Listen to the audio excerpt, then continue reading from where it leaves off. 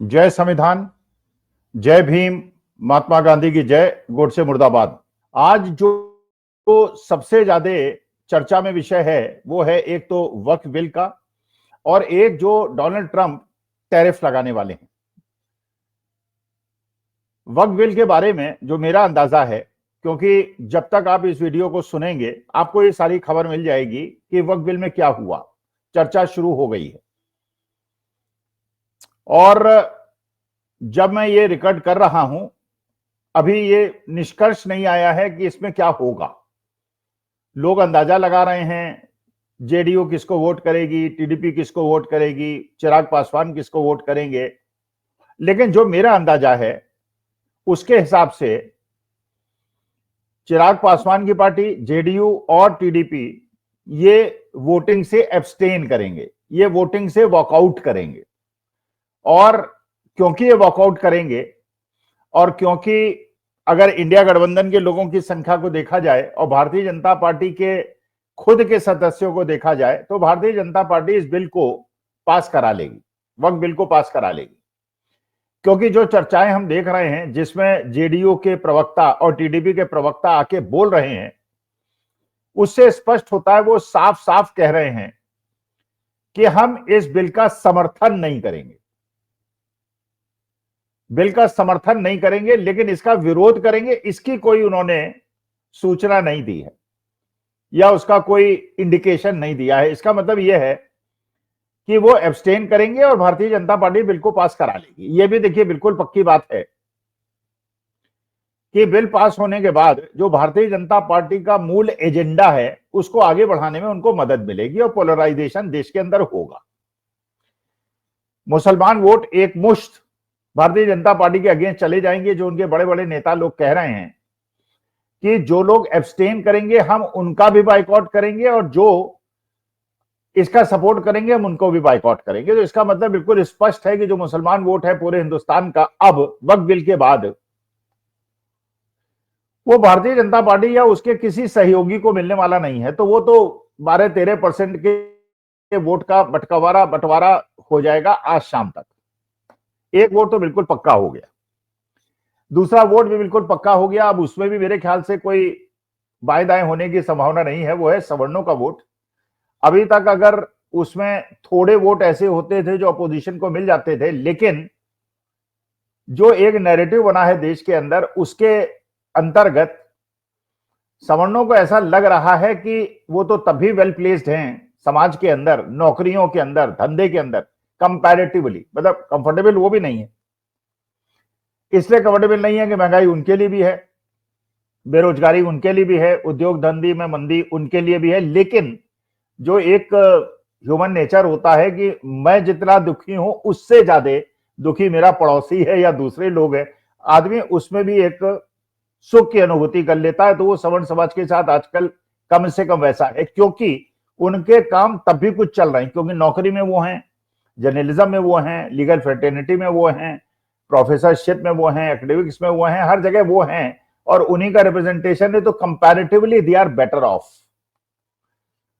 तो सवर्णों के वोट भी बिल्कुल एकमुश्त भारतीय जनता पार्टी की तरफ चले जाएंगे और उनके सहयोगियों की तरफ भी चले जाएंगे। और जो मुसलमान वोट है वो बिल्कुल 1-8% को छोड़ दीजिए, वो पूरी तरह से भारतीय जनता पार्टी के अगेंस्ट चले जाएंगी। तो असली खेल जो है वोटों का, चाहे बिहार का इलेक्शन हो, चाहे बाकी उत्तर प्रदेश का इलेक्शन हो, हर जगह हो, वो वोट होगा ओबीसी का और दलितों का, जो एक बहुत बड़ी संख्या है। अगर मुसलमान सवर्णों को निकाल भी जाए तो भी वो 70% है।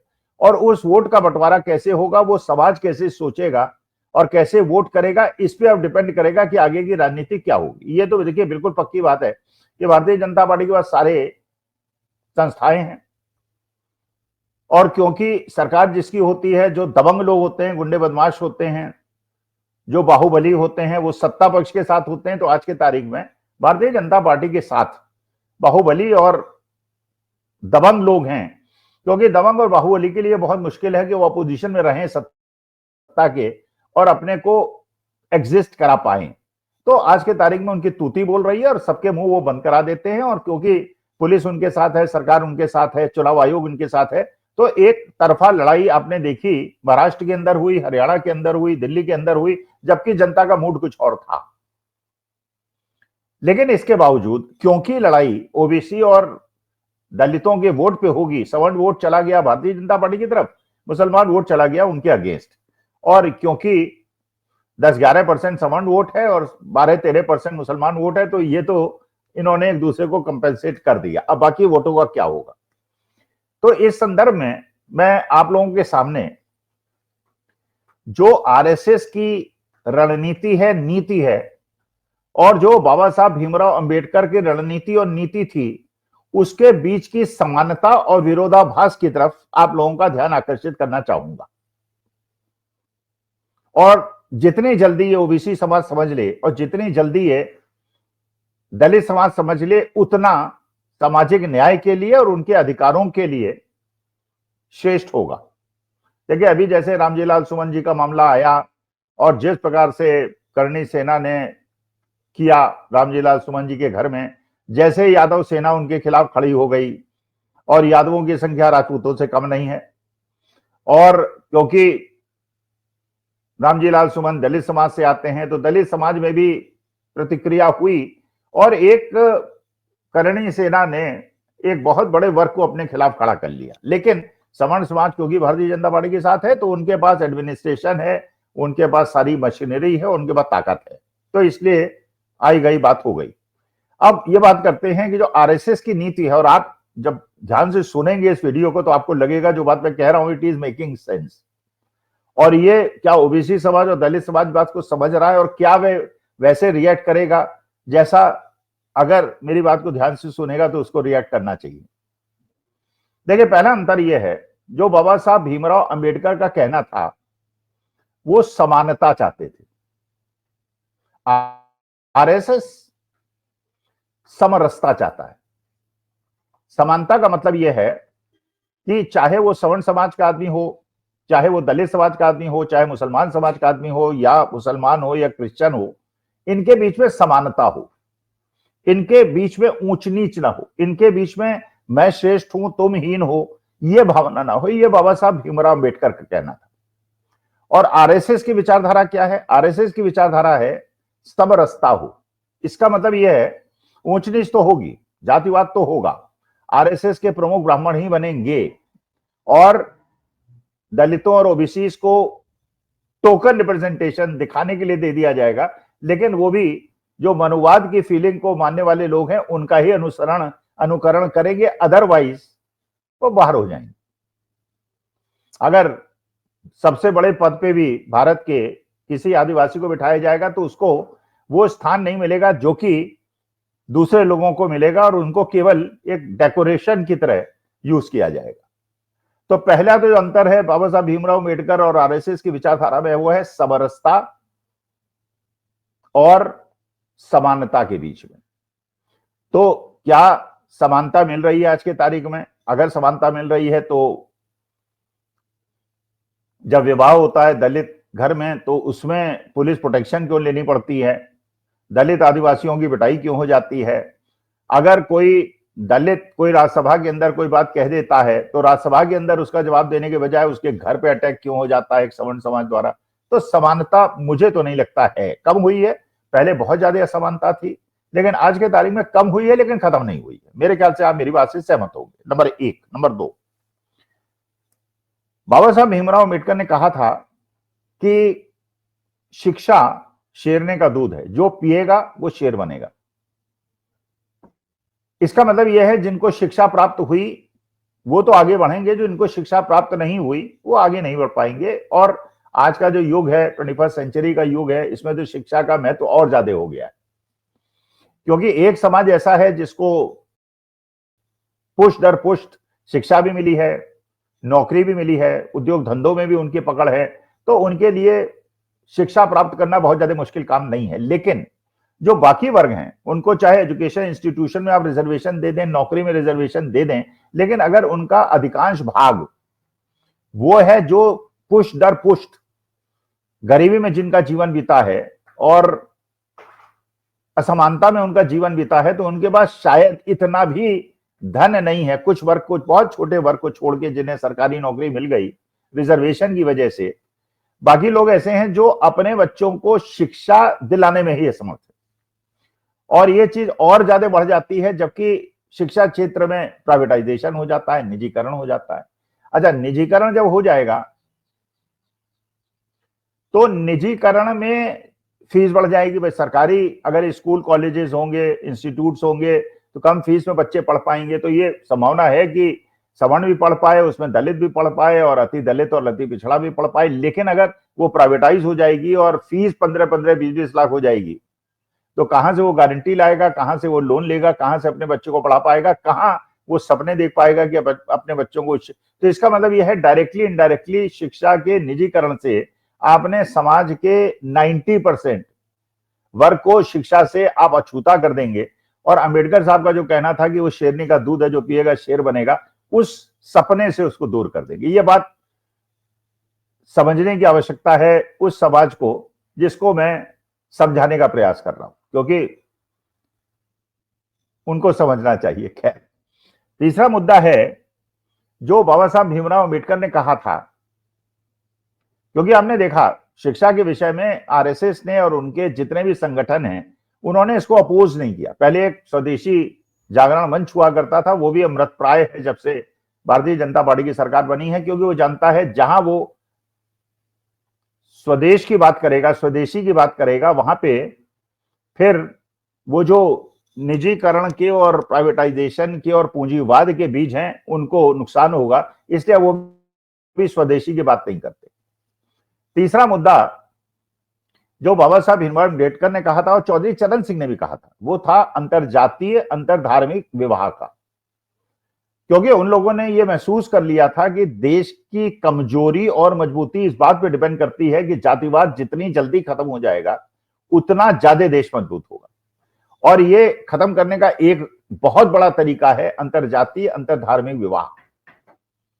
ये फिल्म इंडस्ट्री में आप देखते हैं वहां ज्यादा धर्म की बात नहीं होती, इसलिए नहीं होती कि उसमें ज्यादातर लोग ऐसे हैं, हिंदुओं ने मुसलमानों में शादी की है, मुसलमानों ने हिंदुओं में शादी की है, वहां पे कोई धर्म और जाति का बहुत ज्यादा महत्व नहीं होता। लेकिन बाकी समाज के अंदर, क्योंकि बाबा साहब भीमराव अम्बेडकर के अंतरजातीय अंतर धार्मिक विवाह को प्रोत्साहन नहीं मिला, चौधरी चरण सिंह ने तो यहां तक कह दिया था कि जो लोग अंतरजातीय विवाह करें उनको एक धनराशि सरकार दे और जो अंतरधार्मिक विवाह करें उनको उससे डबल धनराशि दे, जिससे इतना ज्यादा सोसाइटी के अंदर एक दूसरे के समाज के लोग आए, जिससे पहला तो लोगों को इस समझने में आसानी होगी, दूसरा समाज उतना खराब नहीं है जितना समझते हैं कि उस घर की बहू, उस घर की बेटी या आपकी बेटी दूसरे के समाज में जाएगी तो आपको पता चलेगा जितना आपको बताया गया था उतना खराब समाज दूसरा नहीं। अंतरजातीय और अंतरधार्मिक विवाह, ये तीसरा मुद्दा। चौथा मुद्दा रिजर्वेशन। अच्छा, अब रिजर्वेशन तो दे दिया आपने क्योंकि वो कॉन्स्टिट्यूशन में है, लेकिन और अलग अलग समाज ने भी कहना शुरू किया कि हमको भी रिजर्वेशन मिलना चाहिए। जाट समाज ने कहा, गुर्जर समाज ने कहा, मराठा समाज में ने कहा। लेकिन आप रिजर्वेशन को इतना ज्यादा इरेलेवेंट बना दिया, महत्वहीन बना दिया कि अगर आपको रिजर्वेशन मान लीजिए मिल भी गया तो जब प्राइवेटाइजेशन हो जाएगा, जब सरकारी नौकरियों में पेपर लीक हो जाएंगे, लोगों को सरकारी नौकरी नहीं मिलेगी, तो रिजर्वेशन मिल भी जाएगा तो आपको सरकारी नौकरी नहीं मिलेगी, तो प्राइवेट नौकरी मिलेगी और प्राइवेट नौकरी में रिजर्वेशन होता नहीं है। तो एक प्रकार से आपने रिजर्वेशन कागज पे तो है लेकिन रिजर्वेशन नहीं है। क्या ये बात ओबीसी समाज और दलित समाज को समझ में आएगी? फिर लेटरल एंट्री की बात आई। भाई लेटरल एंट्री में अगर प्राइवेट सेक्टर से बिना रिजर्वेशन की आप सीधे entry top level joint secretary level पे गवर्नमेंट में दे देंगे, फिर रिजर्वेशन खत्म हो जाएगा। तो रिजर्वेशन का दुश्मन प्राइवेटाइजेशन है और रिजर्वेशन का दुश्मन लेटरल एंट्री है। ये समाज क्या, वो समाज जिसकी मैं बात कर रहा हूं, एक सवर्ण समाज, मुसलमानों को बात छोड़ दीजिए, जो बाकी समाज है जो करीब 75% है, क्या उसको ये बात समझ में आ रही है या उसको ये बात समझ में आनी चाहिए? इसके बाद बात करते हैं जो बाबा साहब भीमराव अम्बेडकर ने कही थी, जो शायद आरएसएस नहीं समझता है, कि जिस दिन धर्म राष्ट्र से ऊपर हो जाएगा उस दिन देश बर्बाद हो जाएगा। और ये परिणति आप सब देख रहे हैं, पिछले 10 साल से 11 साल से आप देख रहे हैं ये अटल जी के जमाने में भी नहीं हुआ, ये जनता पार्टी मोरारजी भाई के जमाने में भी नहीं हुआ कि पहले राष्ट्र सर्वोपरि होता था, धर्म उसके नीचे होता था। अपने अपने धर्म थे, अपनी अपनी निष्ठाएं थी, कोई रोजा रखता था, कोई रमजान मनाता था, कोई ईस्टर मनाता था, कोई गुरु पर्व मनाता था, कोई दिवाली होली मनाता था, लेकिन अपने अपने धर्म के अंदर तो रमे हुए लोग थे। लेकिन उनके लिए, क्योंकि वो ये मानते थे कि धर्म को अगर हमने राष्ट्र से ऊपर रखा तो राष्ट्र इतना जब ज्यादा बहुआयामी है कि ये राष्ट्र टूट जाएगा, उन्होंने हमेशा देश को, और इसीलिए 1962 में, 65 में, 71 में सभी धर्म और जातियों से ऊपर उठकर देश के हर आदमी ने देश का साथ दिया। लेकिन आज के तारीख में अगर धर्म देश से ऊपर हो गया, राष्ट्र से ऊपर हो गया, तो क्या बाबा साहब भीमराव अंबेडकर ने जो बात कही थी उसका अनुसरण आरएसएस और बीजेपी करेगी, यह मानते हुए कि क्या धार्मिक उन्माद और धार्मिक विद्वेष देश को मजबूत करेगा या कमजोर करेगा? और अगर इस प्रकार से इस खेल को खेला गया तो राजनीतिक दल को तो फायदा हो जाएगा, लेकिन ये शेर की सवारी की तरह है कि शेर पे आप बैठे हुए हैं लेकिन उतर नहीं सकते क्योंकि शेर आपको खा जाएगा। तो धीरे धीरे इसको उन्माद को बढ़ा रहे हैं। जैसे आप जानते हैं कि आप एंटीबायोटिक दवा खानी शुरू कर दें या कोई भी ब्लड प्रेशर शुगर की दवा शुरू कर दें तो धीरे धीरे उसकी डोज बढ़ानी पड़ती है। डोज इसलिए बढ़ानी पड़ती है कि बॉडी इम्यून हो जाती है और फिर उसका असर नहीं होता। तो क्या ये जो वक्त बिल लाया जा रहा है ये एंटीबायोटिक दवा की डोज बढ़ाने के समान है? क्योंकि ये देश के नीति निर्धारकों को भी समझ में आ गया है और राजनीतिक दल को भी समझ में आ गया है कि अब पुरानी डोज से काम नहीं चलेगा, अब केवल खुदाई से काम नहीं चलेगा, अब केवल मस्जिदों के सामने नाचने से काम नहीं चलेगा, डोज बढ़ानी पड़ेगी और ये डोज बढ़ाई जा रही है। और इस डोज बढ़ाने से जिस प्रकार का ध्रुवीकरण देश के अंदर दिखाई पड़ रहा है, क्या ये राष्ट्र हित में है, ये सोचना उस समाज के लिए बहुत ज्यादा आवश्यक है जो अब डिसाइड करेगा। सारी गुंडागर्दी, दादागिरी, इंस्टीट्यूशन की एक तरफ हो जाने के बावजूद उसको डिसाइड करना है कि अगर वो हिम्मत नहीं करेगा तो धीरे धीरे निजीकरण बढ़ जाएगा, प्राइवेटाइजेशन बढ़ जाएगा, रिजर्वेशन खत्म हो जाएगा, बाबा साहब भीमराव अम्बेडकर के सपने चकनाचूर हो जाएंगे। कुछ लोगों को शिक्षा मिलेगी क्योंकि वो अफोर्ड कर पाएंगे, चिकित्सा मिलेगी क्योंकि वो अफोर्ड कर पाएंगे, और कुछ लोगों को शिक्षा और चिकित्सा नहीं मिलेगी इसलिए वो समाज पिछड़ जाएंगे। क्या वो लोग ये बात समझेंगे? मेरा काम समझाना है, मैंने समझाने का प्रयास किया। समझेंगे तो अच्छी बात है, नहीं समझेंगे तो वो जाने, मुझे क्या, मुझे कोई परेशानी नहीं। और ना मैं उस समाज से आता हूं, मैं तो सवर्ण समाज से आता हूं। लेकिन मेरे लिए मेरी जाति और मेरे धर्म से ऊपर राष्ट्र है, और राष्ट्र हित में यह है कि वो समाज जो धीरे धीरे पिछड़ता चला जा रहा है, हर जगह से पिछड़ता चला जा रहा है, अगर वो जागृत नहीं हुआ तो उनके लिए आगे आने वाला समय बहुत ज्यादा खराब होगा मेरे अनुसार। नमस्कार, धन्यवाद और प्रणाम।